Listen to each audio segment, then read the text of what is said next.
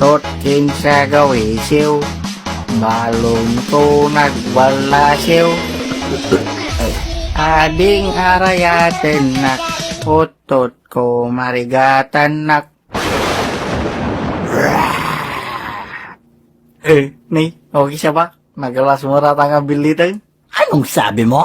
Sabi ko, ang pangit mo namang ibon. Uy, Jonathan, tignan mo tong ibon, mukhang tanga. Gagi. Hindi ako ibon. Isa ako nakakatakot na manananggal. Ano? Manananggal. Mananglaglag. Ayok ka. Aswang na lang. Ano? Aswang? Oo. Yung pumapatay ng tao? Oo. Yung malaking tao na nagsisigarilyo sa puno? Hindi. Iba. Kapre yun. Ano ka na chemistry? Ayaw pala. Ikaw yung kumakain ng baby na nasa tiyan pa lang. Oo. Bakit? Natatakot ka na ba? Hindi. Okay lang naman. Bakit hindi? Isa ako nakakatakot at malakas na limaw. Oh, kung malakas ka, bakit di ka garod magpatubo ng paa mo? Ikaw, bakit di ka magpatuli? Okay, sorry na garod. Magdasal ka na para sa buhay mo. Ang pangit ng katawan mo. Ay, sorry. Bakit? Ako yung next mong kakainin? Oo. Kaya simula ngayon, tumakbo ka na. Hindi pwede. Busog kasi ako. Baka magka-appendix ako. Dami ko pa namang pinulutan kanina. Ay, sakto may natira pa. Pwede ka munang may kain doon. Hindi. Dahil laman ng tao ang kinakain ko. Sure ka. Mayroong fried kitchen doon at saka siumay. Pero wala lang chicharon na. Hindi ko alam kung sinong umubos. Birthday kasi nung kapatid niya ang kalunad, si Junior. Tapos pinapabaso nila ako na ako daw yung umubos ng chicharon at kumuha ng Alfonso nila. Ang sabi ko naman, hala, hindi na nga ako nagtatagari dito. Tapos sabi nila, kanina ka pa kuha ng chicharon, tapos tinatabihan mo yung alak. Tapos sabi ko naman, ay wala pala akong sinabi, timakbo na lang ako. Gusto mo ang chicharon? Seryoso ka ba?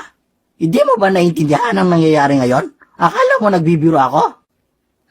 Hindi. Gusto mo ba ng joke? Ayoko. Okay. Ano ang tawag sa balyinang mayaman?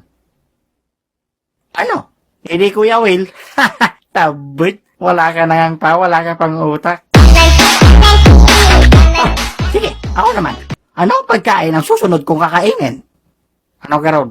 Di ikaw.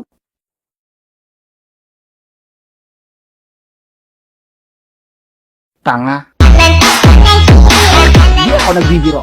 Kakainin talaga kita. Douglas, gagi tol, kailangan mo ng tulong. Hindi na, Jonathan. Iwan mo na ako dito. Iligtas mo ang sarili mo. Okay. Joke lang. Hoy, Jonathan, wait lang.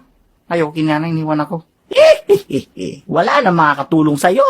Hala, bakit mo kasi ako papatayin? Langya, bakit ba ang dami mo tanong? Ay, sorry. Siguro talagang problemado lang talaga ako ngayon. Ako rin, simula nung nakausap kita. Alam mo yon, lagi na lang akong niriridik sa nililigawan ko kasi wala daw akong trabaho. Tinanggal ka sa trabaho. Hindi naman sa ganon. Hindi ka tinatanggap. Di naman ako naghahanap. Tatamad ka lang. Ay, huwag ka namang judgment. Alam mo, mahirap din ang pagiging aswang. Siyempre, wala kang pa. Gusto mo ulit ng asaran? Ay, joke lang, sorry. Pero, paano ba kasi maging aswang? Ayon, kailangan mo na 2 valid IDs, dapat college graduate ka. Tapos, dapat wala kang bisyo. At higit sa lahat, wala ka rin tato. Okay na, pati sa pagiging aswang, di ako pwede.